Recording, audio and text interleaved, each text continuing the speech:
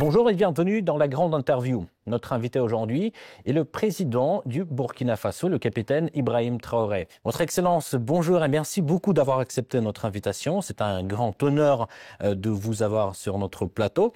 Alors, hier, vous avez assisté au défilé du 9 mai. Quelles sont vos impressions? Alors, bonjour et merci. Donc, nous sommes là, ici en Russie, donc, pour la commémoration du 80e anniversaire donc, de la victoire sur le nazisme.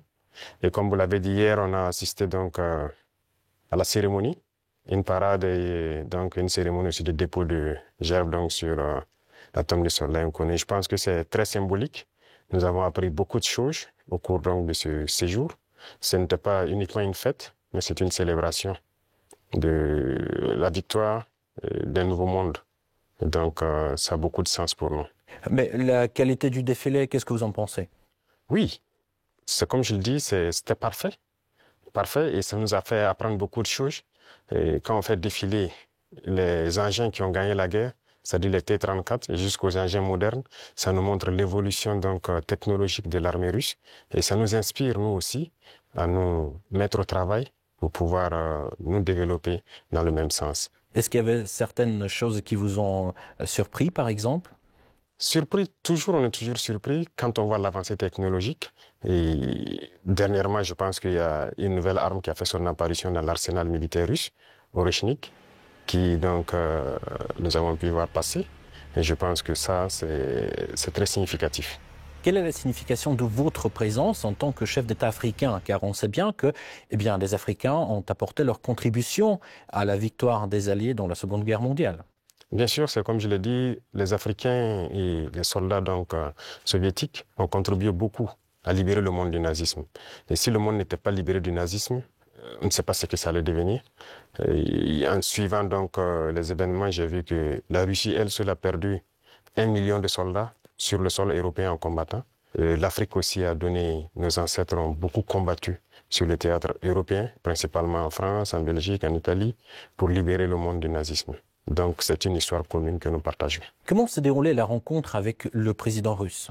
Alors, pour l'instant, nous avons eu des rencontres brèves et dans quelques temps, nous allons avoir un long entretien.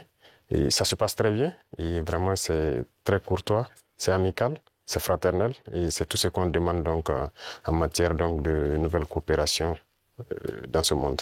Mais comment décririez-vous l'état actuel des relations bilatérales? Les relations se portent très bien et je peux dire que depuis 2 ans maintenant, les relations ont très bien commencé et nous sommes en train d'approfondir les volets défense-sécurité, mais aussi les volets éducation et plus tard les volets commercial et trucs. Donc nous avons échelonné les différents volets pour qu'on puisse échanger beaucoup, partager beaucoup d'expériences parce que nous avons beaucoup aussi à apprendre sur le volet éducation de la Russie, notamment dans les sciences. Notamment dans les sciences, mais dans quel domaine en particulier? Oui, il y a beaucoup de domaines dans les sciences, que ce soit les mathématiques, la physique, la chimie. Ce sont des domaines qui nous intéressent beaucoup, tant sur le développement de notre industrie militaire, mais aussi dans le développement commercial de notre pays, le développement économique de notre pays. Donc ce sont des volets que nous allons chercher donc à approfondir pour pouvoir mieux nous structurer. Et pensez-vous qu'il y ait une demande au Burkina pour l'enseignement russe? Bien sûr, il y a beaucoup d'étudiants burkinabés déjà ici en Russie, dans des universités. J'en ai croisé ce matin même. Et j'ai même demandé à ce qu'on augmente le nombre d'étudiants ici, que ce soit à travers des bourses russes ou le Burkina qui va donc payer des bourses pour que ces étudiants viennent. Mais l'objectif pour nous, c'est d'implanter des universités similaires au Burkina. Et comme il y a déjà la maison de la Russie, ça va nous permettre d'aller très vite. D'ailleurs, vous venez de le rappeler, aujourd'hui, vous avez visité l'université russe. Comment s'est déroulée cette visite? Ça s'est très bien déroulé. J'ai eu des échanges fructueux avec le ministre de l'Éducation de la Russie, avec les recteurs et les étudiants, et surtout les étudiants de l'AES qui étudient dans cette université. Et nous avons eu de très bons échanges et on s'est parlé beaucoup de manière scientifique. Voilà. Parlons un tout petit peu de l'économie. Le volume des échanges commerciaux a augmenté de 10 fois en un an. Mais de l'autre côté, ces chiffres-là ne sont pas à la hauteur du dialogue politique. Comment expliquez-vous ce paradoxe? Et surtout, comment booster ces liens dans le domaine du commerce, en fait? Comme je l'ai dit, c'est une nouvelle relation qui commence. Vous savez qu'avec la Russie, depuis les Pourquoi nouvelle, excusez-moi? Oui, ça recommence, puisqu'il y avait, depuis les années après la mort malheureusement de Sankara, les relations avec la Russie se sont beaucoup estompées. Et là, nous sommes en train de réveiller les relations. L'ambassade s'est installée et les relations commerciales sont aussi au cœur des échanges. Quand je prends, il y a un certain nombre de produits, par exemple burkinabés, qui transitaient par certains pays européens avant d'être vendus en Russie. Aujourd'hui, ces produits sont directement vendus à travers donc, des opérateurs burkinabés et des opérateurs russes. Je parle notamment, quand on prend l'exemple des mangues, les mangues transitaient par des pays européens pour être vendus en Russie. Aujourd'hui, ça se passe directement. Il y a le coton, qui va suivre, il y a beaucoup d'autres produits, le sésame et bien d'autres produits agricoles que nous pourrons échanger directement avec la Russie. Donc, ça ne fait que commencer, ça va s'accroître. Tout à fait. En fait, les prévisions économiques indiquent une croissance de 5,6% en 2025. Alors, quels sont les secteurs clés qui soutiennent cette croissance? Alors, il faut dire que jusqu'aujourd'hui au Burkina Faso, c'est l'or qui est le premier produit d'exportation. Mais nous avons lancé le moteur de l'agriculture pour d'abord l'autosuffisance, mais aussi pour le commerce extérieur, l'exportation. Et si vous suivez bien, depuis l'année passée, nous avons lancé l'offensive agricole avec une initiative qui soutient l'offensive. L'objectif, c'est de pouvoir accroître notre production agricole de façon significative, s'autosuffire, mais aussi il y a des produits de rente qu'il faille donc vendre à l'extérieur. Et tout ça doit pouvoir soutenir cette croissance et nous espérons être bien au-dessus de ces chiffres-là. Mais comment se déroulent ces réformes en fait? Il y a beaucoup de choses, ce sont des réformes difficiles. Faut le reconnaître parce qu'il y a un système qui s'est installé, mais ce n'est pas impossible. Déjà, quand vous regardez notre production céréalière, on a eu une très bonne croissance en 2024. 2025, nous espérons encore faire mieux. Et ce sont des réformes assez courageuses. Quand vous prenez, par exemple, je reste toujours dans l'agriculture, nous avons, par exemple, décidé, à travers l'initiative de l'offensive, de labourer gratuitement les champs de nos paysans. Donc l'année passée on l'a fait, cette année encore, s'il plaît à Dieu au retour, il y a un bon nombre de tracteurs encore qu'on a acquis, qu'on va mettre à la disposition des cellules mécanisées dans les différents départements pour accroître les superficies emblavées. Nous maximisons beaucoup dans la gestion de l'eau, à travers donc une structure qu'on a créée, l'ONBA, pour maîtriser l'eau et pouvoir produire au moins 2-3 fois dans l'année. Parce que si on dépend uniquement des pluies, ce serait difficile. Donc, il y a ce secteur, le secteur minier aussi, que nous allons continuer de booster pour que le pays lui-même exploite ses propres ressources. Donc, nous avons commencé à acquérir des mines. Il y a beaucoup de permis qui sont là, que nous sommes en train de développer. Nos ingénieurs ont pu développer les machines nécessaires pour qu'on puisse exploiter nous-mêmes nos ressources. Donc, si on met à profit ces deux secteurs, et compléter avec l'industrialisation, c'est-à-dire la transformation de nos produits sur place, qui va nous empêcher d'exporter brut, ça va beaucoup nous amener à entraîner en tout cas une très bonne croissance. Donc ce sont ces réformes qui sont en cours, l'agriculture, l'industrie et beaucoup de secteurs. Pensez-vous que la Russie puisse apporter son soutien pour la mise en place de ces réformes? Bien sûr, bien sûr. Beaucoup de soutien et rien que la formation technique et professionnelle, c'est déjà une très bonne chose. Si nous payons des industries, il faut bien des gens qui vont les entretenir et les faire marcher. Et la Russie nous aide dans ce volet. C'est pourquoi je dis que nous avons une très bonne coopération avec le ministère de l'Éducation.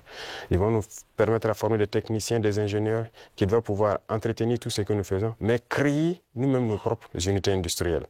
Donc ça, c'est très important pour nous. Et dans le commerce aussi, comme je l'ai dit tout de suite, avec la Russie, ça se passe très bien. Et il n'y a pas de raison qu'on ne puisse pas approfondir tout ça. Parlons un tout petit peu de la sécurité. Quelle est la situation sécuritaire actuellement dans votre pays et d'ailleurs dans la région? Oui, dans la région, comme vous savez, la situation sécuritaire, en tout cas, nous essayons d'évoluer sur les champs de bataille. Ça, c'est la première des choses parce qu'il y a plusieurs facteurs qui rentrent en ligne de compte. Sur les champs de bataille, il y a de l'évolution. Si on prend de 2023 aujourd'hui, nous avons pu récupérer beaucoup de zones que nous avons pu pacifier. N'empêche que l'ennemi se renforce aussi. Il y a beaucoup de combattants étrangers qui rejoignent le rang des terroristes. Est-ce que vous pouvez préciser, vous parlez de quoi? Oui, les terroristes, ils sont renforcés par beaucoup de combattants étrangers qui viennent d'ailleurs, qui ne sont pas en fait, quand je prends le cas du Burkina, il y a beaucoup de criminels qui sont au Burkina mais qui ne sont pas burkinabés. Il y a aussi des formateurs qui viennent de beaucoup de pays pour les apprendre beaucoup de techniques. Mais quel est leur intérêt? Mais ce n'est pas du terrorisme en fait, c'est de l'impérialisme. L'objectif pour eux, c'est de nous maintenir dans une guerre permanente, qu'on ne puisse pas se développer et continuer à piller nos richesses. Et donc, ils ont tout intérêt à amener des spécialistes dans les mines pour poser divers types de mines, des spécialistes en explosifs. Aujourd'hui, les terroristes utilisent des drones pour faire le combat et tout. Donc, ce sont des professionnels venus donc, de certains pays qui viennent les apprendre tout ça. Tout ça, c'est pour continuer à nous maintenir dans une situation d'insécurité. Mais nous prenons la mesure de la chose, nous nous adaptons à chaque fois à leur mode d'action et nous continuerons le combat jusqu'à récupérer l'entièreté du Sahel. Y a-t-il des pays concrets qui financent ces combattants? Tous les pays impérialistes financent ces combattants. Voilà, ils sont nombreux. On ne peut pas les citer voilà, individuellement. Il y en a qui sont même cachés, qu'on ne peut pas imaginer. Mais ils sont nombreux.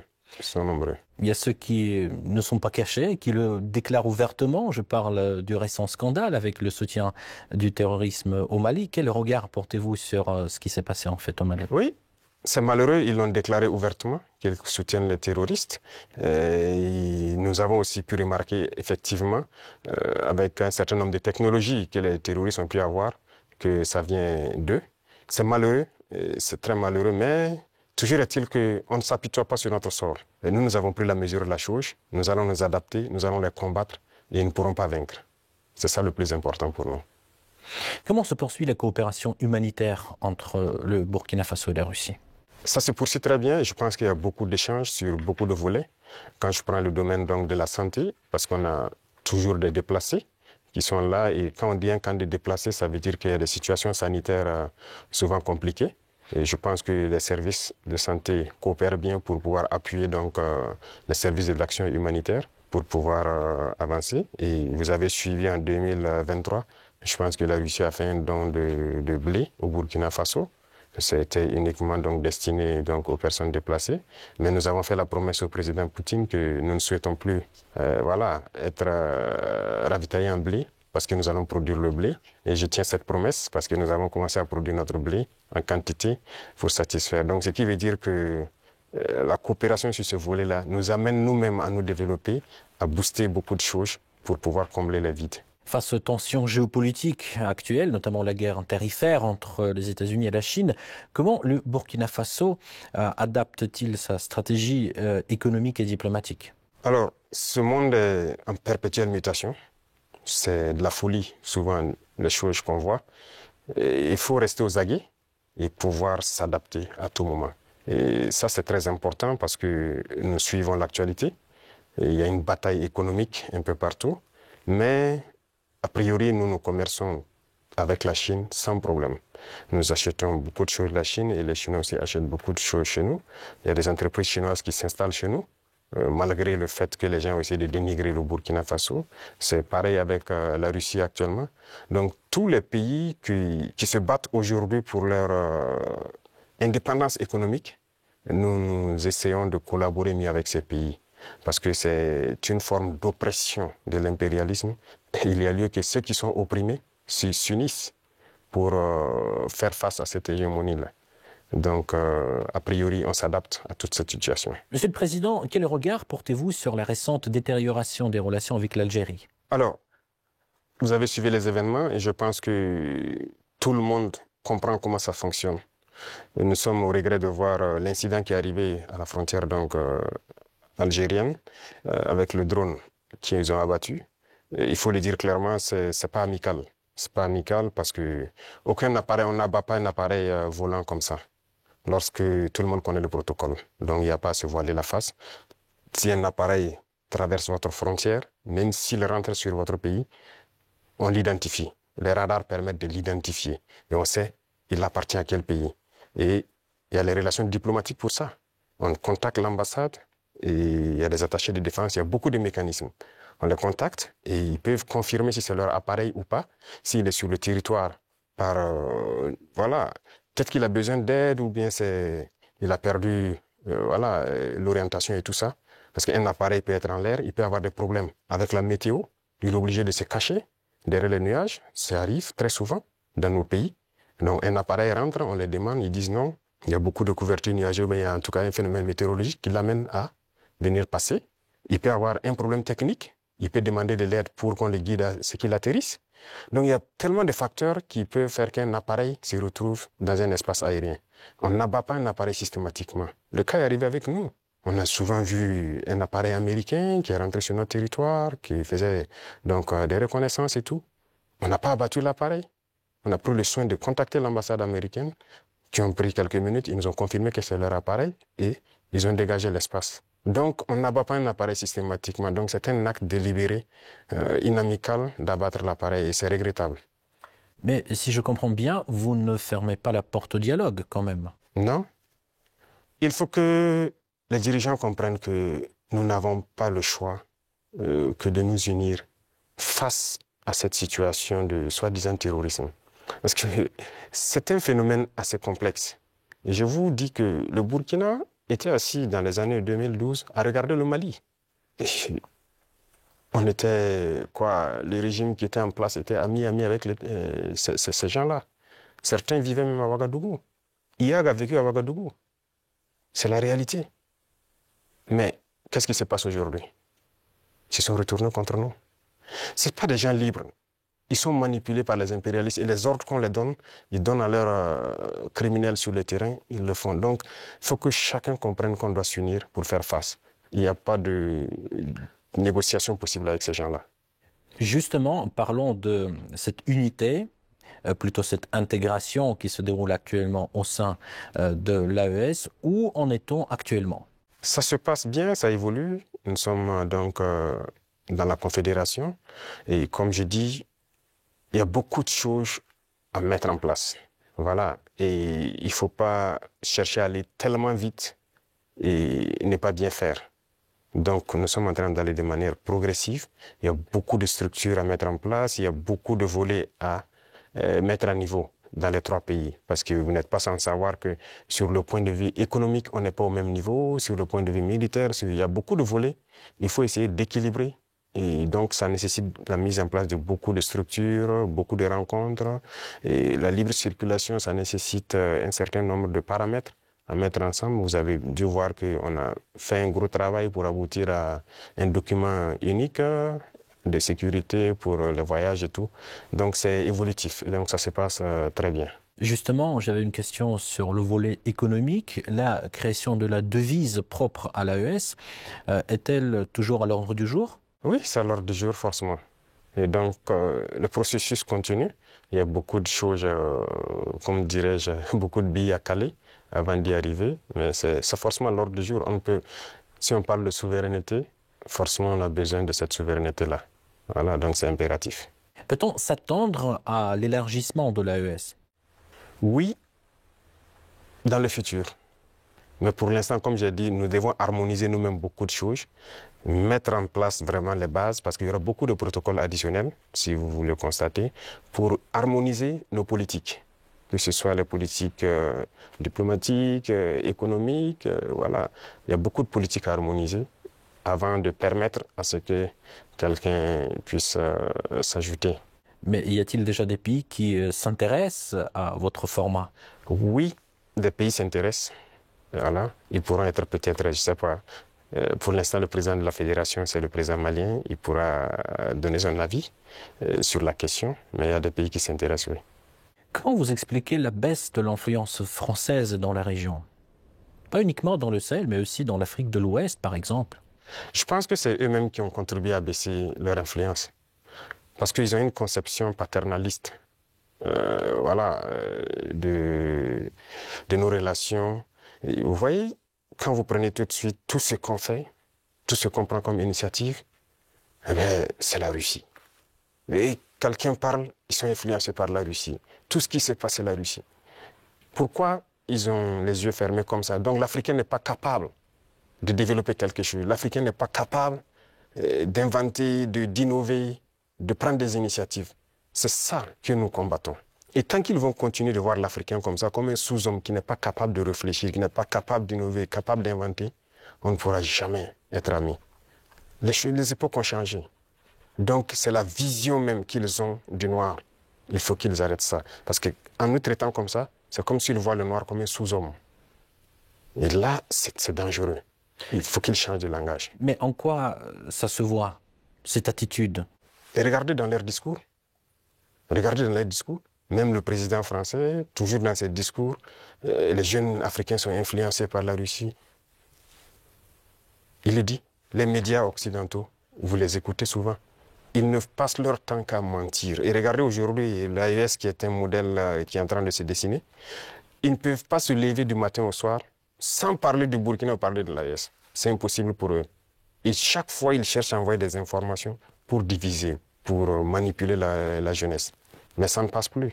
Je pense que les gens sont assez conscients, les gens ont l'œil ouvert. Et vous tous, vous êtes victimes de ces gens-là, la communication. Ce qu'ils font, ce qu'ils disent sur la Russie et tout, on le sait. Jusqu'aujourd'hui, il y a des jeunes Africains qui ont les yeux toujours fermés, qui croient à leurs mensonges. Le récit de la Seconde Guerre mondiale. J'écoutais la dernière fois, quelqu'un disait que à la fin de la guerre, dans les 10 années qui ont suivi, si on demandait en Europe qui a gagné la guerre, les gens disaient c'est la Russie. Mais aujourd'hui, si vous demandez en Europe qui a gagné la guerre, ils vont dire que ce sont les Occidentaux. Par la communication, ils ont réussi à renverser l'histoire.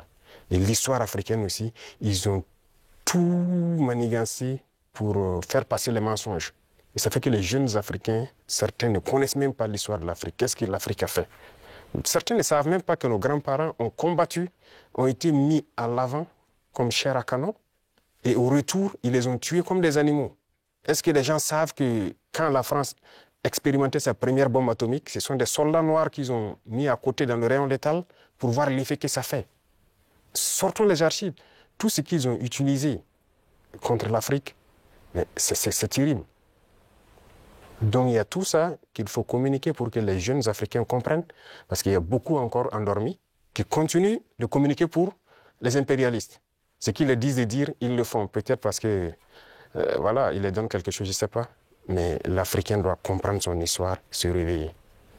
Et donc c'est notre combat aussi comme ça. Quel est le rôle des médias dans ce combat, selon vous? Médias indépendants? De chez nous, vous voulez dire? Les médias devraient beaucoup participer à nous aider.